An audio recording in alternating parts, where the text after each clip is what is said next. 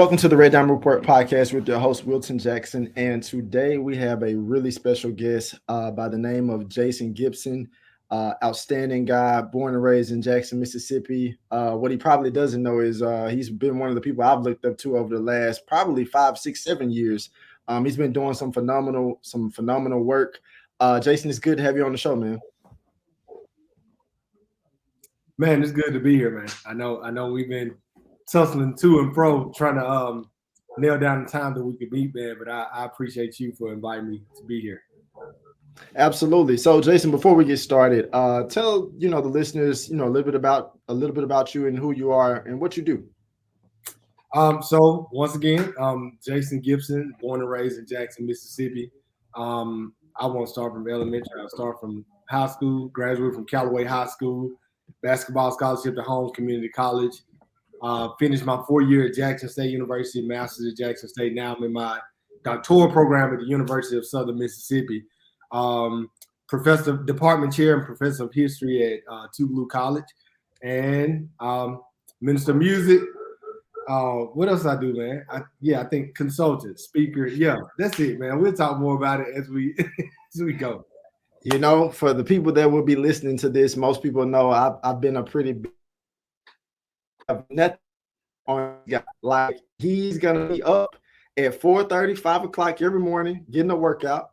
He's gonna have a motivational Monday post every Monday. You can count on it. If not, I'm sure somebody's gonna reach out and say he didn't do his motivational Monday post. What's going on? And from the being a minister of music, he does everything. So, Jason, I have to ask you this first.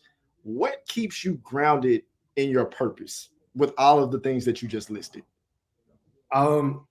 Man, I would have to say it's the literal fear, and just based off my faith. I know God has not given us a spirit of fear, but of love, peace, and a sound mind. But fear is natural to our natural. It's natural to our reality. So I would say what keeps me grounded is the literal fear of being average, the fear of being mediocre, the fear of not dying empty. And what I mean by that is my literal goal. I want to die empty, having given of everything that I have to offer to this world. So I think that's what keeps me grounded, man. Just not wanting to die, having not contributed something, one of, if not a few of my faculties that God has kind of granted me. In saying that, do you ever have those moments where, like, because you listed like I said, a bunch of things, like an entrepreneur, a motivational speaker, your regular daytime jobs and everything else that you have going on?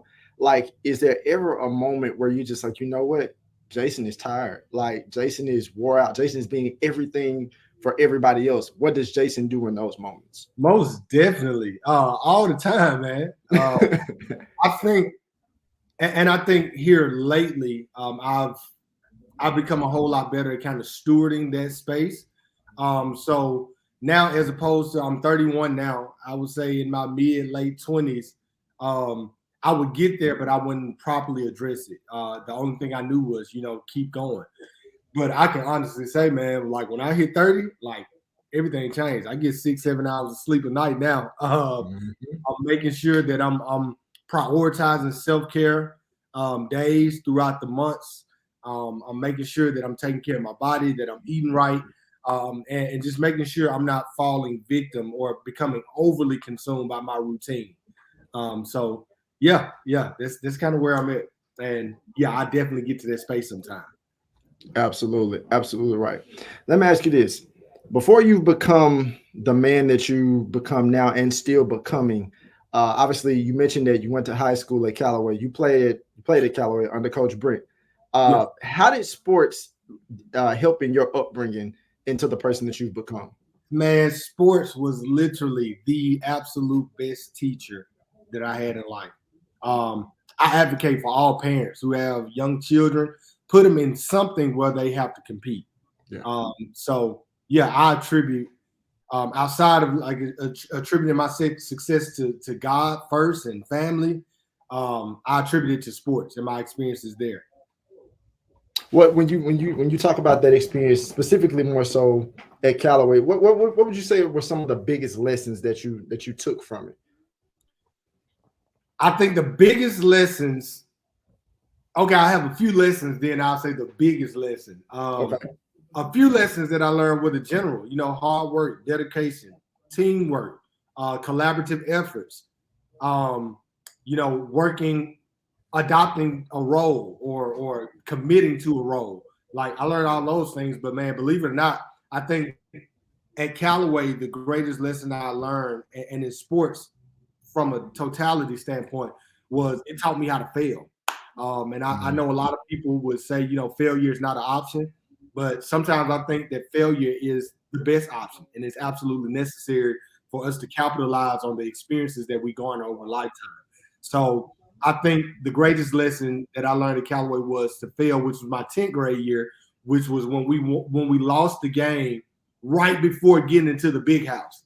And it's like we had a young team, and that failure hurt in the moment, but it produced like a fire and a hunger in us where we said we don't want to feel this again. So we went through our wits end to ensure that didn't happen, winning the championship the next 2 years. So yeah, man, it taught me how to fail. That's the greatest lesson that I learned, and how to fail well. And we're going to dive into that a little bit more towards the end of the episode, because I have some very specific questions of you on that team, some teammates, all of that. Disclaimer also from Jackson, that I've seen quite a few good basketball players in this school district and teams. And obviously we know Coach Wayne Brent, shout out to him, a legend, outstanding coach from top to bottom. But I want to get to this. When did you know, because you're busy doing different things, when did you know, when was that moment, like that light bulb moment for you, when you knew that you wouldn't follow a traditional path? When I knew I wouldn't follow a traditional path, I thought the question was going somewhere else. Oh man, let me think. I think I knew I wasn't going to follow a traditional path in my first job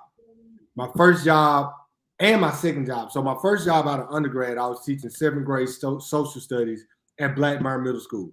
I only stayed there for a semester. I love to teach, but I knew in that one semester that K-12 was not for me.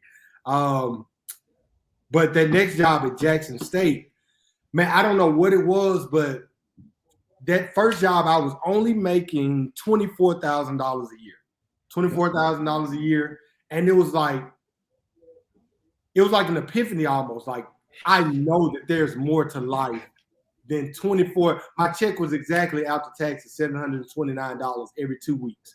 And I was like, that's equivalent to like $1,400, $1,500 a month. Like, right. I said, at that moment, I was like, man, it's got to be more to life than this. And Jason, like, you have too much in you. Like, God thought too much of you to invest what he's invested in you for you to subject yourself, or for you to find contentment in just being an 8-to-5 worker. So, I was there, and man, when I got that epiphany, it was like within a year and a half of me being there. So I gave myself a timeline. I said, I'm going to save this amount of money, which I don't mind sharing. At that time, it was $10,000. I said, I'm going to save $10,000. Now, I got my refund from my grad program too. So it wasn't just saving $10,000 on $1,500 a month. So said, I'm going to save this amount of money. When I get this amount of money, I'm going to quit. I'm going to just quit. And that's what I did. In December of 2017, I just put in 2-week notice. I said, I won't be returning next year. Didn't know what I was going to do. Didn't know how it was going to unfold. But that was the moment where it was like, the light bulb was like, hey, it's more to life. And if you don't take a risk now, you will live your life regretting having not taken that risk now. And that was when I was 24, 3 or 4. Yep. I hadn't looked back since. Absolutely. In making those pivots, were there, because a lot of times, and your story is somewhat very similar to mine, having to, make those pivots, knowing when to take a jump, take a leap. Were there people that were in your corner that kind of navigated you to say, okay, well, Jason, if you're going to make this jump, know that you're making it, but also, like you said, there's a risk that comes with it. Who were some of those people that kind of guided you on your path so that you didn't fall off, if that makes any sense? Yeah, well, first and foremost, my mom. my mom has always been the person that supported me no matter how stupid what I was talking about sounded. She always had such a belief in me that said, I believe in the purpose on Jason's life so much so that even when what he's communicating to me doesn't make sense, I'll still support him in it. Now, my dad was a whole lot more traditional. Like in the beginning, he was not for me leaving my job at all. And he expressed how much he wasn't, because he was very traditional. Get a job, work your way up, get you some good retirement, stay there for 25 years. And that's the safety net that you need to ensure that you are successful in life. So it came with a lot of backlash from him, but my mom was that person that was just like, hey, I support you whatever you do. Absolutely. I would have to say her and just close friends, just close friends who had the same kind of sentiment that my mom had. You know, they saw my work ethic, they saw my determination behind certain matters, and they were just like, you know, whatever you do, I'll support you in it because I think it'll be successful just by virtue of the level of effort you put into the things that you want to see transpire. Absolutely. And you talk about taking that risk. And I will say this, let me backtrack really quick. Your advice from your dad very much sounds like the traditional dad, like, hey Jason, you know, don't leave this job. What if you don't get a job? How you gonna make some money to sustain and living and things like that? Like I totally can hear that in one side, but it's like we're such a very different generation of people to where Most we don't want to just sit at a job. Not so much that we have to do exactly what we want right away, but it's just like, no, we're just not that's gonna sit at a job for 20, 25 years and do that one job when there's so many other things, you know, with social media technology that you're able to really like capitalize and really take advantage of those things as well. But you took a big risk when you helped out with or started the gym that you started. Yeah. Talk to me a little bit about that. So when I left Jackson State in December of 2017, in January of 2018, I started working with my line brother, and who would eventually become my business partner, Jarius Moore. He was already training in the space under an already existing gym.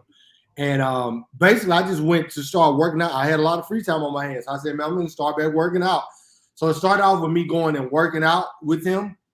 And I don't know what happened. Like within that first month, one day he was just like, hey, bro, you want to run the class? And I was like, man, I ain't never did nothing fitness. But I was an educator, or I am an educator. So it's like I know how to teach concepts. I know how to set benchmarks, and you know, I know how to instruct and orchestrate things. And I had just been sitting in on so many of his classes. So one day he just kind of threw me in the fire. He was like, hey, bro, run this class.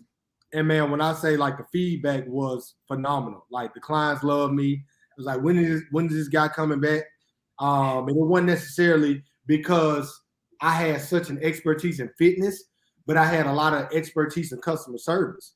Like I just knew how to treat people. I knew how to honor people. And I think that was just reflected through the fitness aspect. So that was how that started, man. Man, I did that one class. Some stuff transpired, but with who he was training for or under, and an opportunity presented itself for us to open the gym. We hit up JJ and then brought him in. And that's how Explicit came about. Absolutely. And it's very important. And I have always admired the fact, especially with myself coming into my own in the latter part of my 20s and even, you know, turning 30 now, is that fitness becomes so much more important when you're trying to do multiple things. Yes. You know, we all joke around and say, you know, health is wealth, but it really is. And you know, there are a lot of days, sometimes just even for me, like, you know, I'll go to the gym, and then some days I know I got to run, but it's like, what tells you, because I watch your stories often on Instagram, what is that little, you know, motivation inside of you to say, I know I got this paper to write, I got this book to work on, I have to minister, you know, God's message to a group of people, I still have to have some time for me. How do this aspect basically find its way and allow you to do all the other things that you're doing? Could you repeat that? You broke up just a little bit repeat that question. I missed it. Right. Okay, so with the fitness aspect, how does that, because you pry into that, how does that allow you to basically be able to do the other things that you're doing? How important is it? Oh man, well, basically you said it, man. Like the older we get, the more our physical health plays a role in everything that we do. So man, it's literally to the point where working out and staying physically fit is so a part of who I am. Like my mornings will be horrific if I don't. Like if I don't work out, my mornings are usually sluggish, slow, they're thrown off. So it's gotten so a part of who I am that everything else can literally not function unless I initiate my morning with devotion, prayer, workout. So man, it's just all a part of the routine. Absolutely. Absolutely. What would you say are some of the more rewarding parts in being able to follow your purpose in the way that you do? The more rewarding parts, right, and helping people. Like if your purpose doesn't help people, it's not a purpose. It's just a hobby. Like so, I would absolutely say helping people, man. I get no greater gratification than to see something, a vision that I prayed on, that I got revelation on, and I actually implemented and executed, and to see others gravitate to that and their lives become better as a result of it. Like that's the most gratification I get. Like, I mean, yet it's still above anything. Just yesterday, I was on Instagram and a friend of mine who just got her doctorate degree. I don't know. Is this a mutual friend? I don't know if both of us know her. I won't say her name, but she just got her doctorate degree. She did her photo shoot, with her doctorate stove, a hat, but she had a Plan Execute shirt on, which is my brand. And this is a shirt, dude, that I sold like 4 years ago. This had been on my line, and she said in her caption, she was like, 3 steps to how I got to where I am. I prayed, I planned, and I executed. When you see stuff like that, things that you see, like people are actually implementing it into their everyday lives, and it's working for them. This girl has a doctorate now. Like, beyond any amount of money, beyond any tangible thing that somebody can give to me, that's all I want, to know that I'm helping somebody by being obedient in my purpose. Absolutely. And you hit the nail on the coffin, man, because to be able to see that, like you essentially had a vision.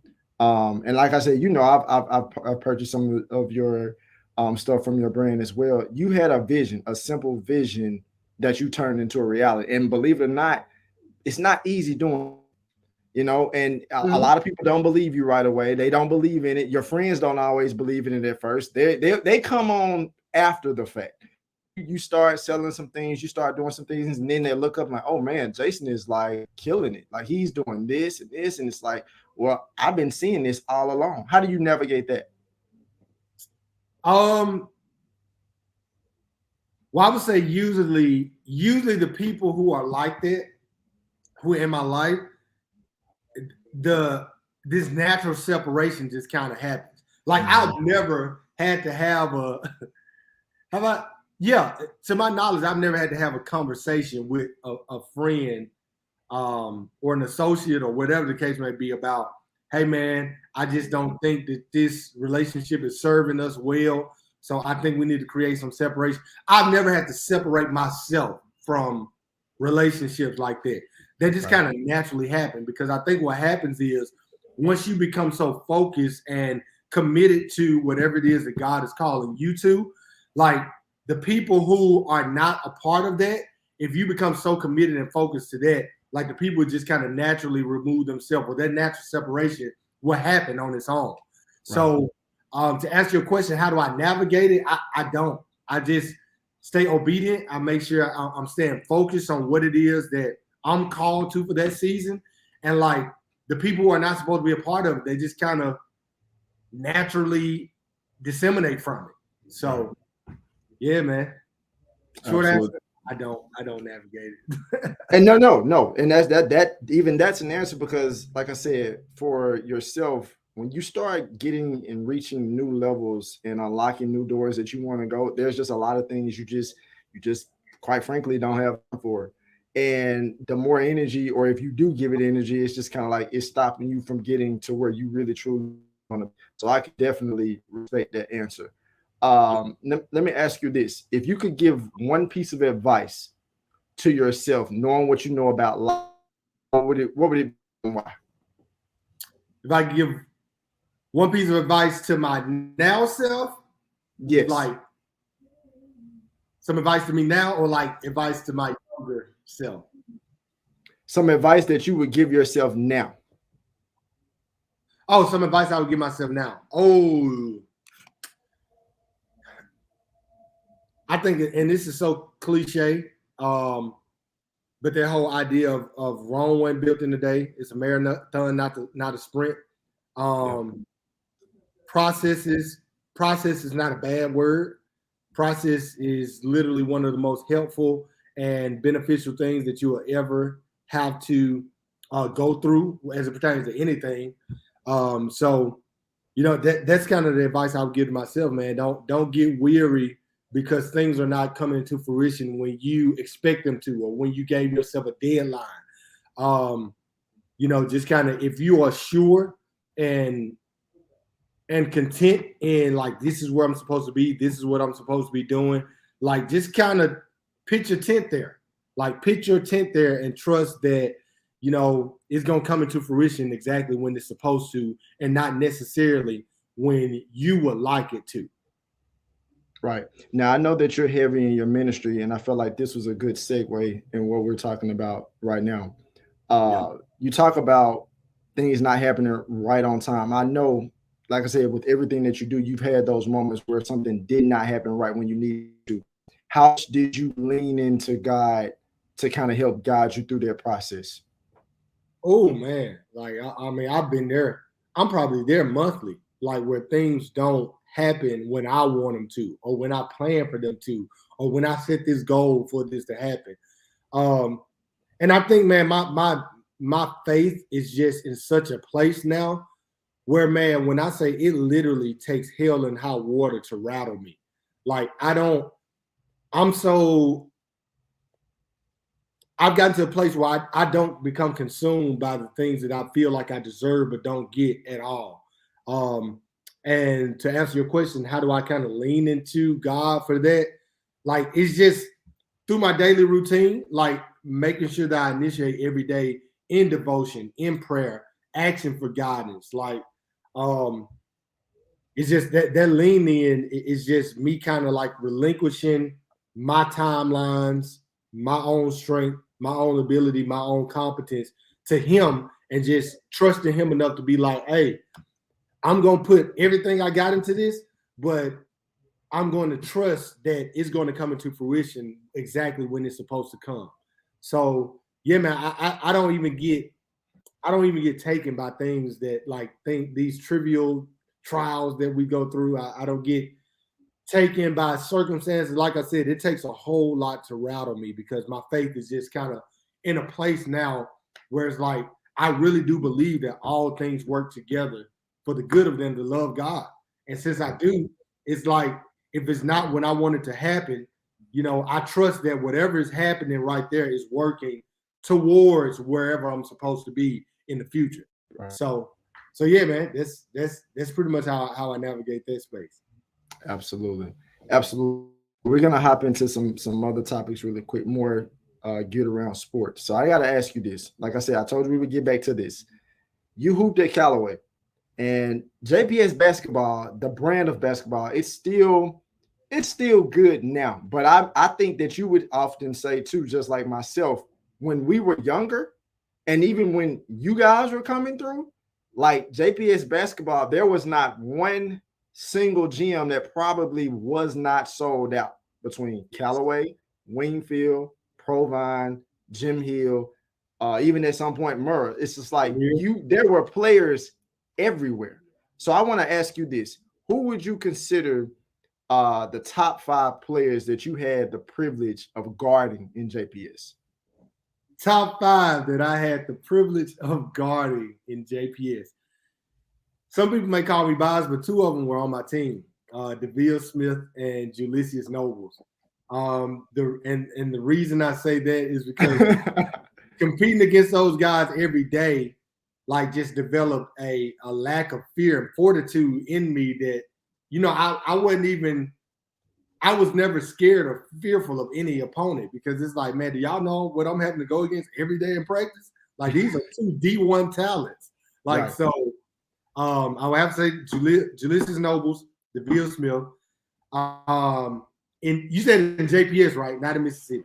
Yeah, JPS. Let's stay with JPS. That's much easier. DeVille Smith, Julius Nobles, Dundrekus Nelson. Dundrekus is a freakish athlete.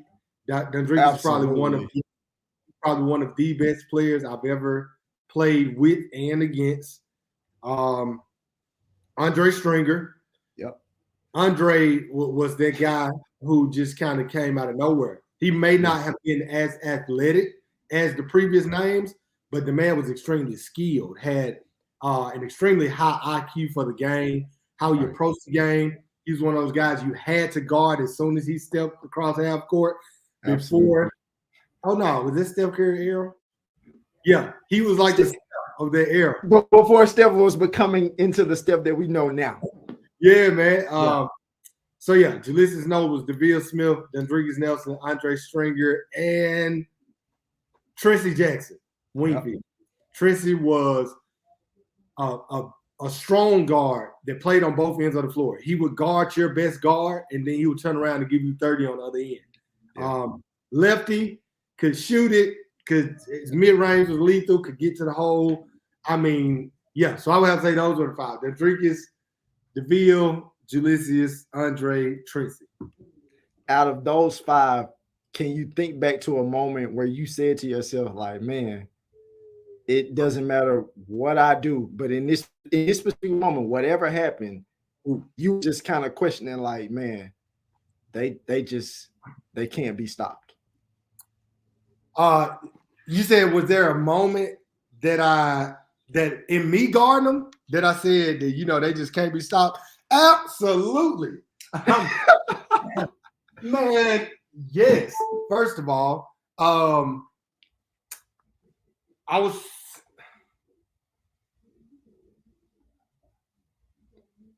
I don't think I ever had to. Of course, because I practice with Ulysses and DeVille every day, they would have hot streaks in practice all the time. Mm-hmm. Now, actually in the game, I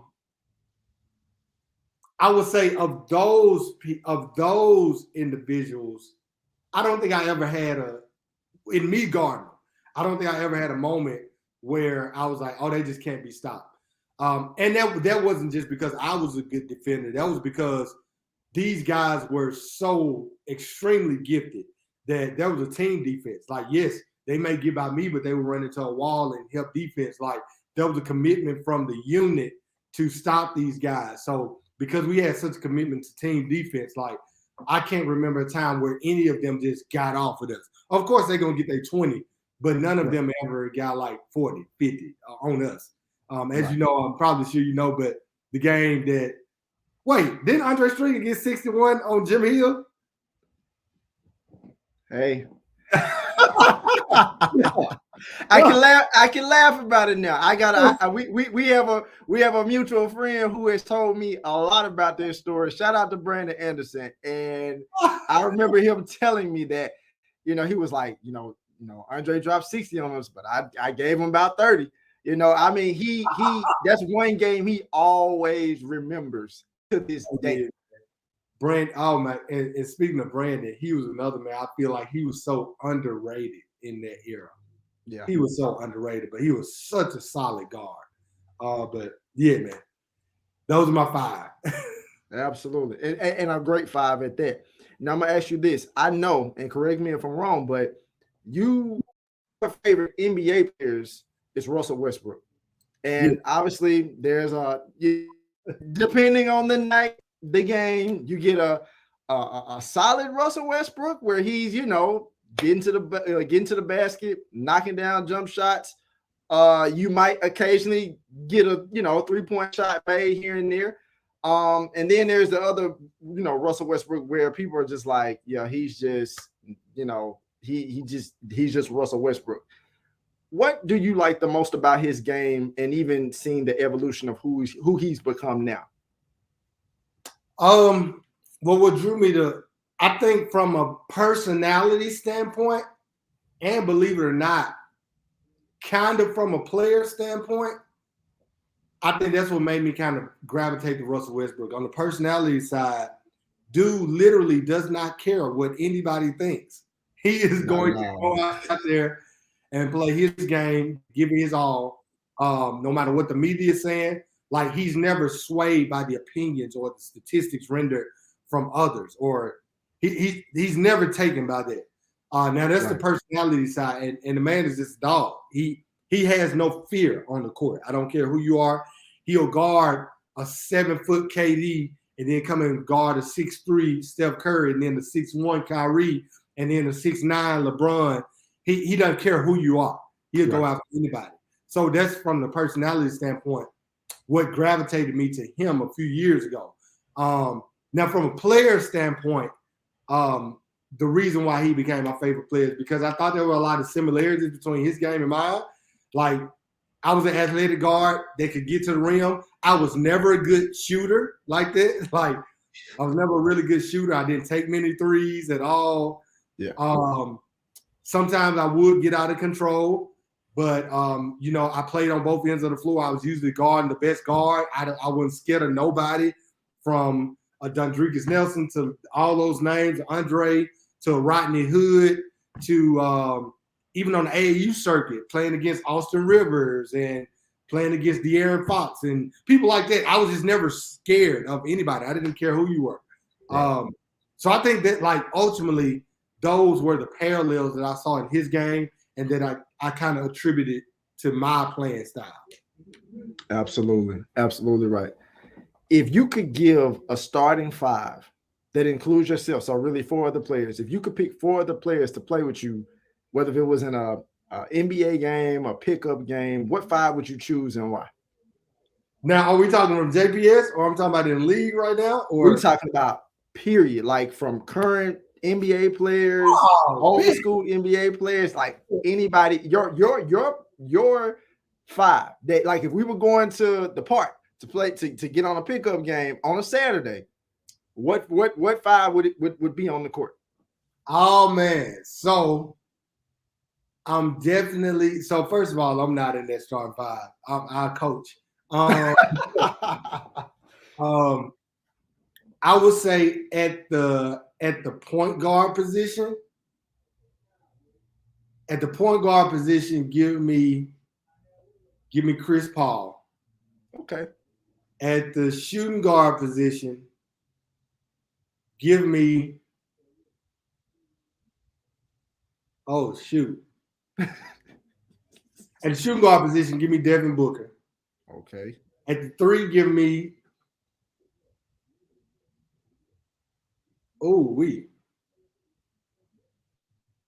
At the 3, give me LeBron. At the 4, oh my God. At the 4, give me, and this is because I want 4 out, 1 in. Give me Tracy McGrady. And at the 5, give me Shaq. Oh wow. So you left out one key player that I think that I thought that you probably would have added. No Kobe? No Kobe. Yeah, no. I was never a big Kobe fan. Okay. Of course, would never question dude's greatness. For sure. But you know what? I probably would have put him over Devin Booker. I don't even know. I don't know why I wasn't even thinking of Kobe. Yeah. But I don't know. I don't know. I guess I have a personal bias towards. I need to put somebody from Mississippi in there. For sure. If you could have 2 players on the bench, what 2 would you add? Well, shoot. Dang. I don't know how I feel about putting Kobe and Jordan on the bench. Kobe and Jordan on the bench. Oh my God! All right, so wow. let me. I gotta rework my lineup. I'm taking Tracy McGrady off my roster. I'm moving LeBron to the 4.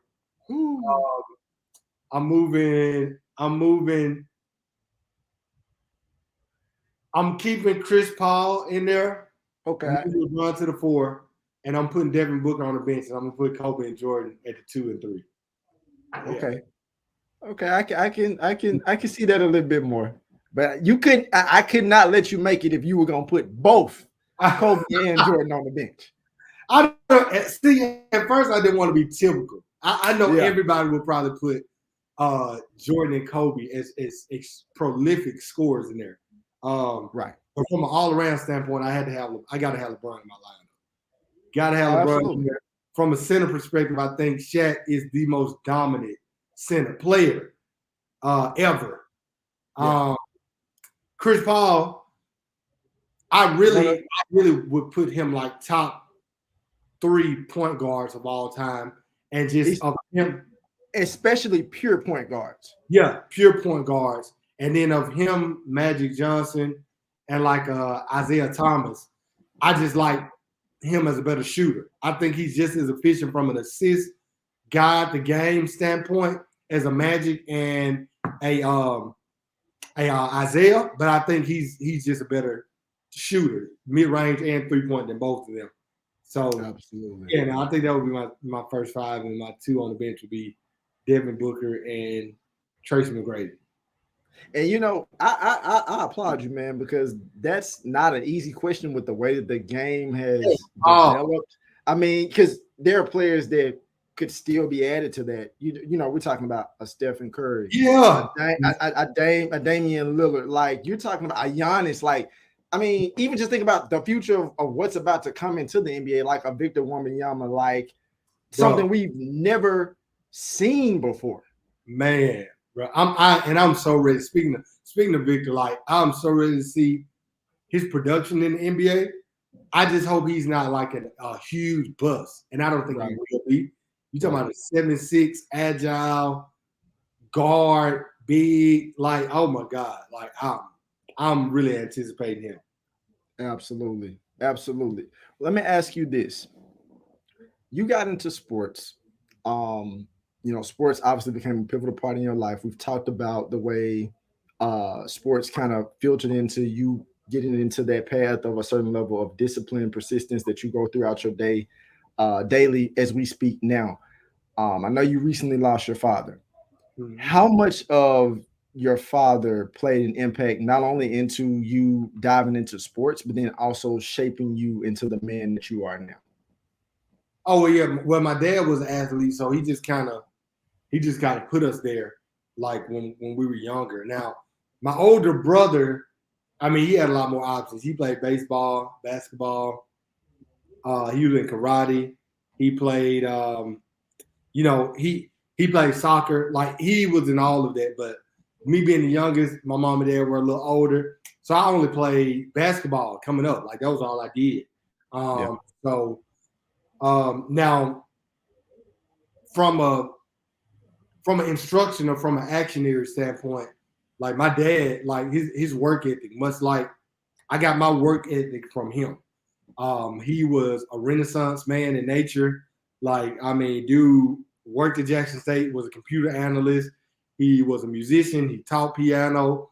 He was a real estate agent and broker. He was an insurance agent. Like he had his hands in a lot. And I think like that personality trait just kind of funneled down into me.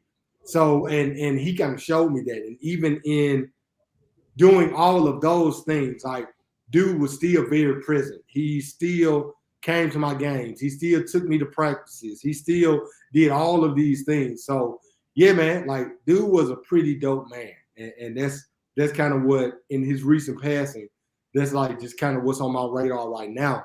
Just not only ensuring that legacy lives on, but also like ensuring that, you know, all of those seeds he sowed into me, both directly and indirectly, that they continue to spring up and grow.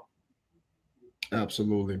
And I want to ask a follow-up question because I'm at a space now in my life where I've begun to really dive into looking at the dynamics of what it means to be a black son and the importance of like having that father figure around.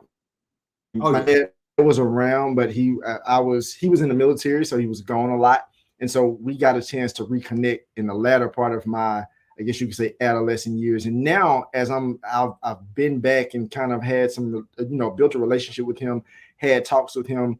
It's like you think that when you're growing up, you need your dad around every day, for every single thing, which you do if that's possible. Yeah. But at the same time, when you get to the age where we are now, there are certain things that I think that I talk to my dad now about that if I wasn't able to, I don't know where I would be, because it's something about having that experience with a black father, between the relationship between a black father and son. It's just needed. Like, so I want to ask you this: what do you think is the most important aspect of that relationship? Um. Well, first I would say like just us judging the presence of a father in the home, like head and shoulders, like just from by virtue of statistics, you can see that households are more sustainable, children are more successful, like in homes where there is a father there. Right. And while many people have overcome the discrepancy of a fatherless home, the statistics associated with having a father present in the home, like they often bear true. I was sharing statistics in my dad's eulogy where Barack Obama, he was saying during his presidency that children that don't grow up with a father in the home, they're 5 times more likely to commit a crime or live in poverty. They're 9 times more likely to drop out of school, and they're 20 times more likely to end up in prison. So you can't argue with the value in having a male figure or father figure in the home. And that's not saying that people who don't have that, they're just doomed for failure, because that's Right. not the case. So many Right. people have overcome that, like I said, that discrepancy. But I would say the the the most important the most important thing that you can have from a father being in the home, for me, I would say it was transparency. Mhm. Um, just not being afraid or not being hesitant to share those sensitive spaces.